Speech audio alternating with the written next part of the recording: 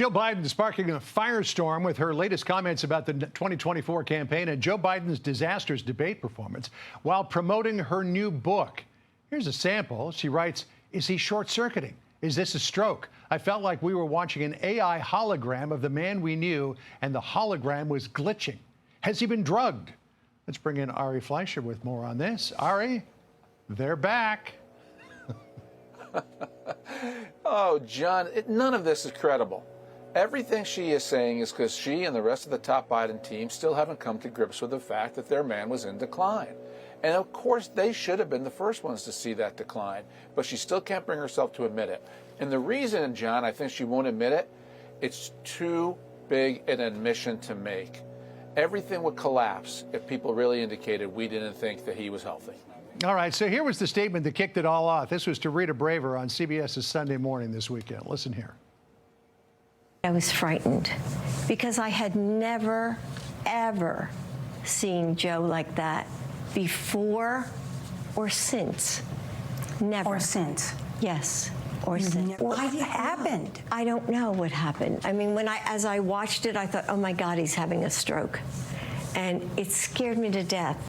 All right, I thought, oh my God, he's having a stroke. It scared me to death. But listen to what The Atlantic wrote that happened immediately after that.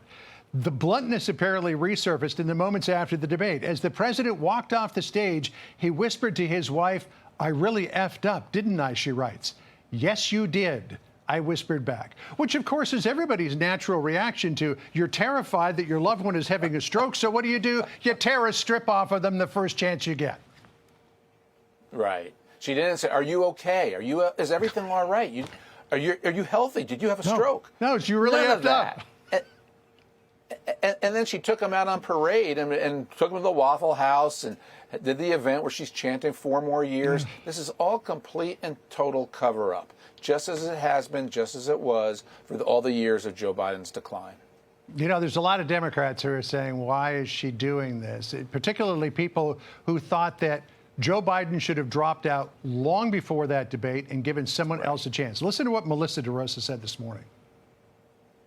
A few days after the debate, she graced the cover of Vogue magazine with a blurb that said, "We will decide our future." She was leading the charge to keep him in that race. So a lot of Democrats privately are saying, you know what, Lady Macbeth, exit stage right. We don't want to hear it anymore.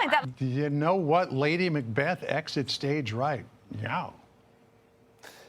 Yeah, and John, there's another point. This was also journalistic malpractice by Rita Braver and CBS, who had the interview. Why didn't they follow up with these very logical questions?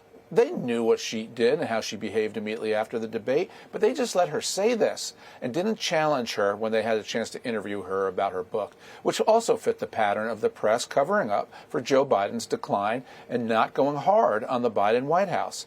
So this is a reminder of the White House being in total denial, hiding Biden from everybody, failure to admit how much he was in decline, and the press just going along. All right, so here's the bigger issue. We're 5 months away from the midterm elections. Democrats would like to believe that they've got Republicans on the run. That may not be the case, but they believe that it is. And then all of a sudden, we're being thrown back to 2024. And the Democrats are saying, why are you doing this to us?